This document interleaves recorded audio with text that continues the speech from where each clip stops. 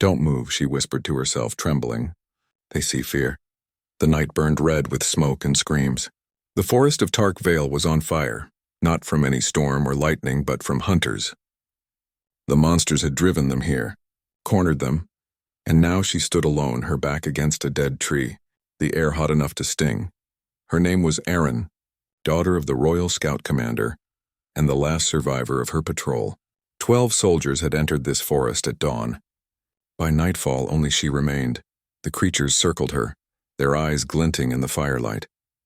They weren't beasts of flesh and bone. They were made of ash, smoke, and whispers, shade wolves born from the burning lands beyond the rift.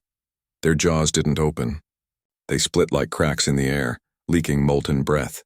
The ground trembled with their growls. Erin gripped her blade. It glowed faintly blue, a gift from her father. But her arms shook. Her throat was dry. Her heartbeat was so loud she thought they could hear it. "I'm not afraid," she said, lying to herself. The lead shade wolf lunged. She swung wildly, the sword slicing air, sparks of light scattering into the night, and then she fell backward as her boot caught a root. The beast's shadow loomed over her, jaws opening wide to devour, and then the fire shifted. It wasn't just burning, and it was moving, bending as if something inside it stirred. The wolves hesitated. A deep sound rumbled, not growling, not wind, something human. Erin's breath caught. "Who's there?" she cried. "If you're alive, show yourself." The flames parted like curtains of red and gold. A shape stepped through, tall, broad, covered in soot and scorched armor. He carried no weapon, only a broken shield strapped to his arm, glowing faintly from heat. Each step he took made the ground hiss, a human by the look of him, though no ordinary one. His hair was burned short, his skin marked by old scars that looked like lightning had kissed him long ago. The fire didn't touch him. It followed him as if he commanded it. Erin could only stare. "Stay down," he said, voice rough, steady, like gravel breaking under boots. "You move, they'll tear you apart." The shade wolves turned, growling at the new threat. But the man didn't draw back. He stepped closer, toward the center of the circle, and the flames followed, brightening until they cast the monster's shadows long and thin. "You're human," she gasped. "There are no humans left this deep." "Then tonight you met the last one," he interrupted. Eyes never leaving the beasts. The lead wolf lunged. The man raised his arm. The broken shield flashed white-hot, and when the creature hit it, the fire exploded outward. A wave of heat roared through the air, shattering bark and scattering ash. The wolf screamed, a sound like metal twisting, and burst apart into sparks. The others stepped back, whining. Erin tried to rise, but her knees buckled. She had fought monsters before, but never like this, and never beside someone who burned brighter than the fire itself. Who are you?" she whispered. He didn't look at her. His eyes stayed locked on the circle. Then he said quietly, as if speaking to ghosts, "Once I was called a soldier. Now I'm just what's left." The shade wolves began to circle again. There were more, too many. The forest itself seemed to bleed shadows. Erin's heart pounded. She knew this fight was suicide. But as she watched the stranger step forward, his fire answering the darkness went for the first time since the war began, she felt something she thought long dead. The fire roared as the man moved through it like it was water. Each step he took sent embers spiraling around him, not random but following. The flames bent toward him, curling like they knew who he was. Erin covered her face with her arm. The heat should have burned her skin, but it didn't. The air around her shimmered, warm but not deadly, as if the fire itself chose to spare her. She peeked through her fingers. The man was surrounded by shadows. The shade wolves circled, teeth glinting white in the red glow. They weren't afraid of arrows or sword, but now something unnerved them. He didn't shout, didn't roar. He just looked at them, and the night seemed to hold its breath. "You've taken enough," he said quietly. "This forest is done bleeding." The lead wolf lunged again. He met it head-on, shield forward, and slammed it aside with a burst of fire that split the ground. The other beasts shrieked and attacked from all sides, claws cutting through air, jaws snapping. Erin saw flashes, flame against darkness, like lightning trapped in human hands. Every swing of his arm burned brighter. Every movement sent sparks raining down. The wolves' shadows tried to drown him. But each time they closed in, the light flared again, and something inside that fire fought back harder. Aaron couldn't see clearly anymore. The heat distorted everything, turning the world into a blur of orange and black. But she could hear it. The growls, the impact, the grunt of a man who refused to die, and through the chaos, a voice. Not the monsters, his soft, almost like prayer, for them, for all of them. When the light finally dimmed, only smoke remained. Ash drifted through the air like snow. One by one, the monsters' shapes melted into the ground, their black essence dissolving. He stood alone, breathing heavily, leaning on his half-melted shield. The forest burned quietly now. No more howls, no more screams. Just the crackle of dying flame. Erin crawled closer. Her throat felt dry, her heart still racing. "You killed them," she whispered. How did you do that?" He didn't answer right away. He knelt down, scooping a handful of ash from the ground. When he opened his hand, the ash swirled upward, drawn into the fire again, disappearing, cleansed. "They were born from flame," he said. "So fire is what sets them free." She frowned. "You talk like you've done this before." "I have," he said. "Too many times." The man finally turned to look at her. His eyes weren't normal. One burned faintly gold, the other deep gray, like a storm waiting to fall.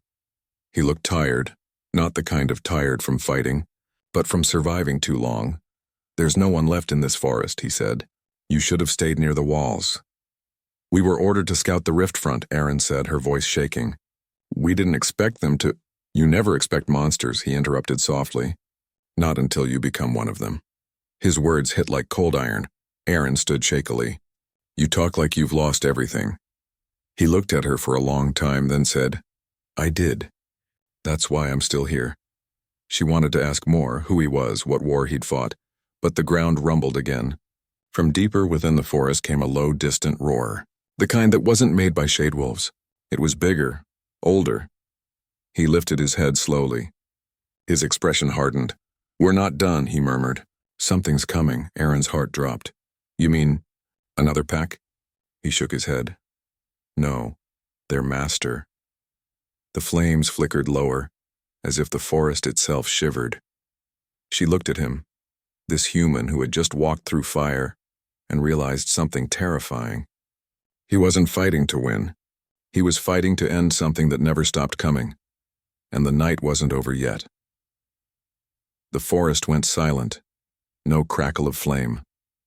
No wind, no birds, only the sound of ash falling, soft as snow.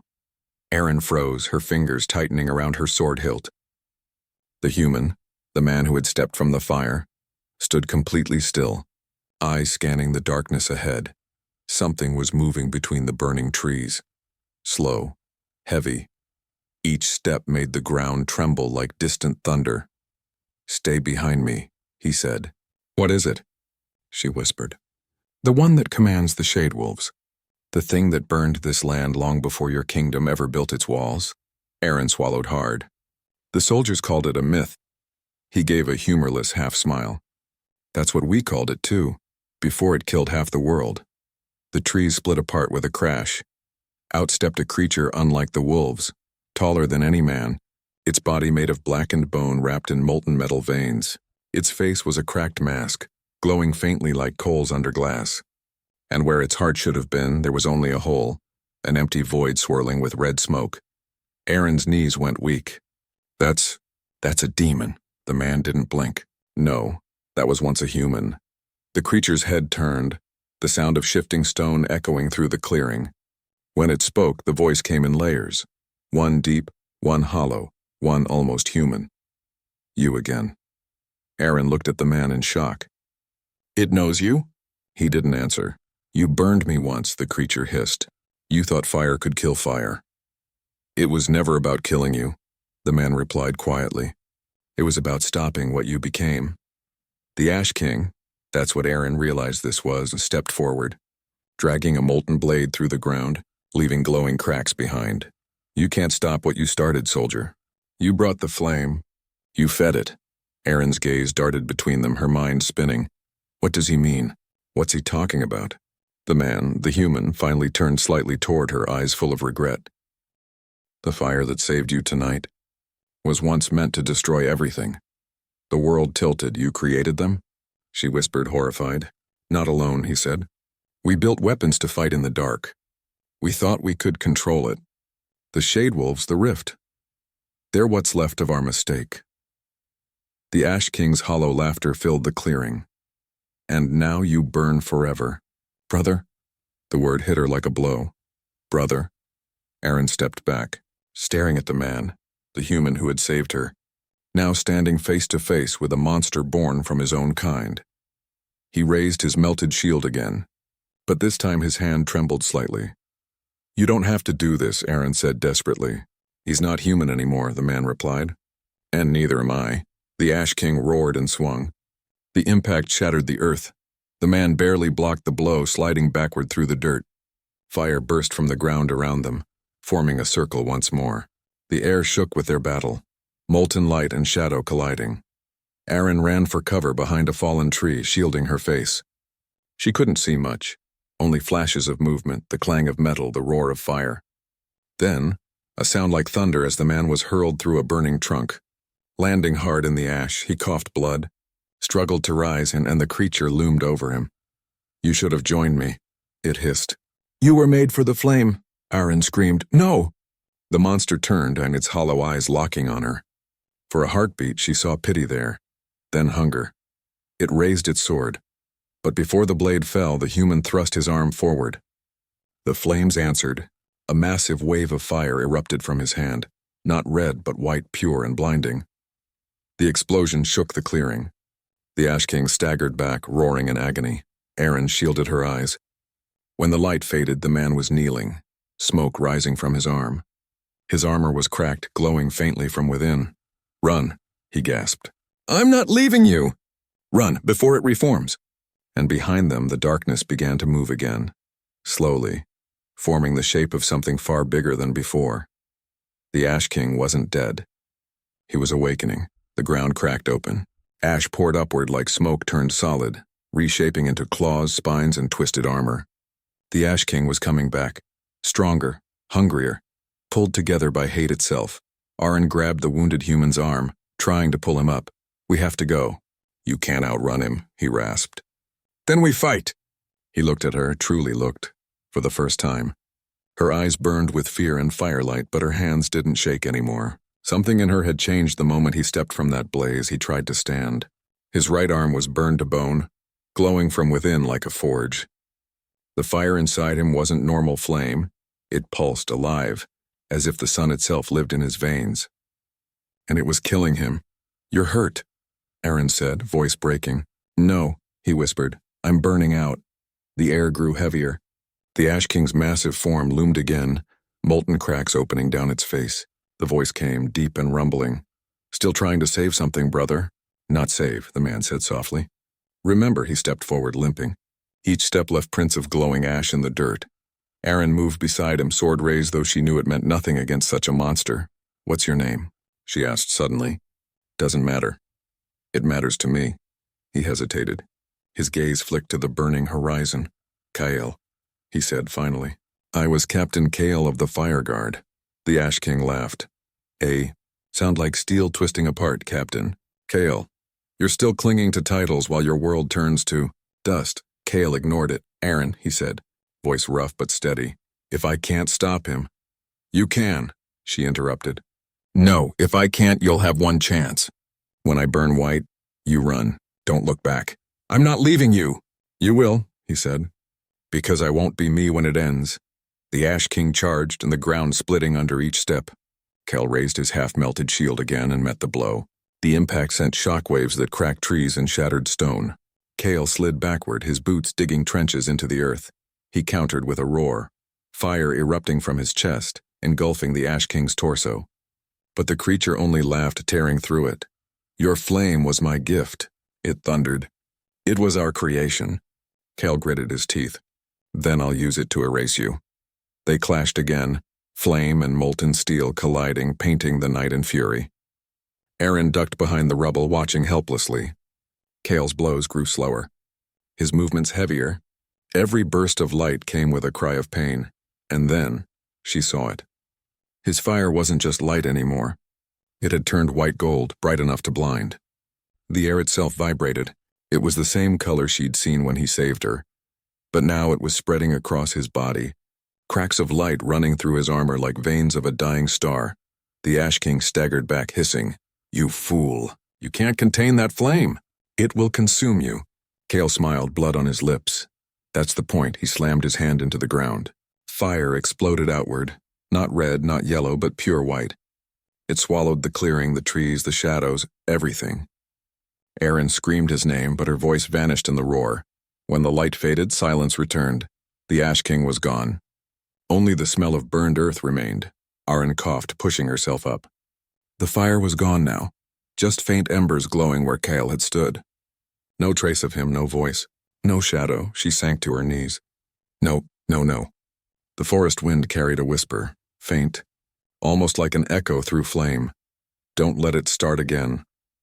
And then nothing. Aaron wept, for the stranger who had saved her, for the man who burned himself to stop the darkness, and for the world that had forgotten what it owed to humans like him. But behind her, deep in the crater of ash, something flickered. A small, white flame still alive, and it pulsed, once, twice, like a heartbeat. The fire was supposed to die. But it didn't. It whispered. Aaron sat in the ruins of the forest, the sky above choked with gray, the ground still warm beneath her. The air smelled of burnt earth and tears. All around her, silence had returned. But in that silence, something watched. She stared at the small white flame in the ash pit where Kale had vanished. It glowed faintly, pulsing like a living thing, calm, steady, refusing to fade. "You're still here," she murmured. The flame shimmered as if answering. Aaron reached toward it, then hesitated. The last thing Kale had said to her echoed in her mind. Don't let it start again. Was this what he meant? Was this tiny flame dangerous? Or was it him? The wind shifted. She could almost hear his voice again, faint, warm, deep. Aaron. Her eyes widened. "Kyle," she whispered. The flame pulsed brighter, white and gold. Then, like a breath taken, it expanded, forming a faint outline. Not solid, but shaped like a man standing tall in the light. It was him, or what was left of him. Aaron stumbled to her feet, tears welling in her eyes. You're alive?" "Not exactly," the voice said. "Not from lips, but from the air itself. What you see is what the fire remembers. You burned everything to save me." "No, I burned to save you all." The image flickered, faint at the edges. Kale's expression was soft now, not hard like before. There was peace in his voice, but underneath it, sorrow. "The Ash King is gone," Aaron said, trying to steady her voice. "You did it." "No," Kale said quietly. "He's sleeping. The rift is still open. His kind will rise again. You must seal it before the flame fades." "I can't. You're not just anything." Kale interrupted gently. "You survived when others didn't. That means the fire chose you." Aaron shook her head, choking back tears. "You think I can do what you did?" "No," he said. "You'll do what I couldn't." The flame dimmed again, flickering. "Kale." "Wait, don't fade." "Listen to me." His voice echoed, faint but urgent. "Find the ruins beneath the Black Ridge. The fire seed is there. Guard it. When the ash returns, that seed will awaken. And you? I'll be there. In the flame." Then the wind blew, and the image broke apart, scattering into 1,000 sparks that drifted upward into the smoke-filled sky. Aaron fell to her knees, her hands trembling. She felt both warmth and emptiness in her chest, as if her heart had been branded by his light. She didn't know how long she stayed there. Maybe minutes, maybe hours. But when she finally rose, the world felt different, quieter. And though the night had lost its fire, the warmth on her skin remained. She picked up her sword. Its blue glow was gone, replaced by a faint white sheen. "Kale's flame. All right," she whispered. "I'll finish what you started." She wrapped a cloth around her arm, the one burned when she had reached for the flame. It didn't hurt, but the skin now shimmered faintly with gold veins, like light trapped under flesh. She turned toward the mountains in the distance, the direction Kale had pointed her toward. Behind her, the ashes stirred once more. A single ember glowed brighter, forming a small mark in the dirt. the shape of a circle with 3 lines through it. The same mark Cale had carried on his melted shield, the mark of the fire guard. And somewhere, deep below the rift's sleeping earth, something stirred, something that felt the death of its master. A tremor passed through the ground. A low hum, too faint for human ears and carried far beyond the forest. The monsters weren't gone. They were listening, and far away on a mountain of black stone a voice whispered in the dark, "The fire lives again." Dawn came slowly over the burned valley. The sun struggled to break through the smoke. What light did reach the ground fell upon Erin, walking alone through a wasteland of ash and silence. Her boots left faint prints in the gray dust. In her hand the sword glowed with a quiet white shimmer, Cale's gift, his memory, and his warning. Every time the light pulsed, she felt him close, like a heartbeat under her skin. Days passed. She didn't sleep much. When she did, she dreamed of fire, not destruction but warmth. And in every dream, Cale stood by the flames, saying only one thing: keep walking. She reached the foot of the Black Ridge Mountains on the 7th day. The air was thin, and strange lights flickered at the peaks, colors that didn't belong in the sky. That was the mark of the rift, the wound where the monsters first came through. The villagers she passed whispered of her. They called her the Ash Saint, a girl who walked from fire untouched. But Erin knew the truth. She wasn't holy. She was carrying something dangerous, something that remembered. The climb was brutal. The mountain paths were narrow, scattered with old ruins. Stone towers long collapsed and burned out camps that still smelled faintly of iron and smoke. This was once human land, Cale's land, the fire guard's outposts. She found their symbol carved into a cliffside, a circle with 3 lines through it. Underneath were words so worn she had to trace them with her fingers. "In fire we remember," Erin whispered. "I remember." The sword pulsed once, bright enough to light the stone. Then she saw it, a narrow crack in the rock hidden behind a dead tree. Heat rolled from it like breath. This was it, the entrance to the fire guard's last vault. Inside, the air was heavy with old smoke and silence. Torches that hadn't burned in centuries reignited as she passed, reacting to her presence. She followed the tunnel downward, deeper and deeper, until she reached a vast underground hall. At its center stood a massive sphere made of black metal and glass, cracked, but still pulsing faintly from within. The fire seed.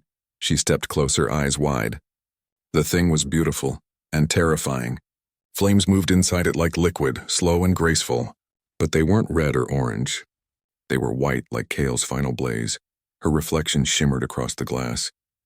For a moment it wasn't her face she saw, but his. "Cale," she breathed. "You found it," his faint voice whispered, echoing through the chamber. "What do I do?" "Keep it safe," he said, "until it wakes. When the world forgets fire, remind them what it was meant to be." "A weapon?" "No," Cale said gently. "A promise." The air trembled. The chamber lights flickered. From somewhere far above, a deep rumble shook the mountain. Dust fell from the ceiling. Erin drew her sword, heart pounding. "What's happening?" "The rift stirs," Cale's voice said faintly. "They've sensed the fire seed's awakening. You must leave now. I can't abandon this. You can't let them take it either." Before she could respond, the tunnel behind her erupted, black smoke pouring through like liquid shadow. The shade wolves had returned. Dozens of them, eyes burning red in the dark. Erin backed toward the fire seed. Her sword pulsed, white and steady. "Kyle," she whispered, "I can't do this alone." "You're not alone," the voice said, stronger now. "The fire's with you." The wolves advanced, their growls filling the hall. Erin took a deep breath. Her fear was gone. All that remained was the same calm Cale had shown, the kind that comes right before you decide what you'll die for. Then let's see if fire still remembers how to fight. She slammed her sword into the ground. White flame burst outward, sweeping across the floor, turning shadow into smoke, ash into light. The wolves screamed and vanished one by one, their forms unraveling in the brilliance. The mountain shook again.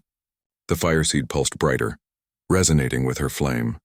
When the last wolf vanished, Erin fell to her knees, gasping for air. The fire seed's light steadied, warm and alive. Then a whisper, not Cale's this time, drifted through the air. "The Ash King rises." Erin looked up toward the tunnel. A shadow far larger than any wolf filled the passage, glowing veins of molten gold running through its chest. The Ash King had found her. The tunnel walls cracked as the Ash King forced his way inside. His molten form filled the passage like a living furnace, claws scraping stone, eyes burning brighter than ever. The ground trembled beneath Erin's feet. The fire seed behind her pulsed, once, twice, like a great heart remembering how to beat. Erin rose slowly, her sword glowing faintly white in the gloom. Her hands were trembling, not from fear but from the unbearable heat pressing against her. Even breathing burned. The Ash King's voice echoed, deep and layered. You carry his light, his failure. You think the fire will save you, girl? Erin tightened her grip. No, she said, her voice breaking and but steady. I think it will save everyone else. The creature stepped closer, each movement shaking the ground. You cannot command it. You are nothing but flesh. The fire obeys no mortal. Erin smiled faintly, a small defiant curve of her lips. Then it can choose for itself. And behind her, the fire seed flared to life. A rush of white light filled the hall. The glass around the sphere cracked, bursting apart in 1,000 shards. Pure fire poured upward, twisting like a storm of light. The flame didn't spread. It breathed as if alive, waiting for something. Or someone. Erin's sword began to glow brighter.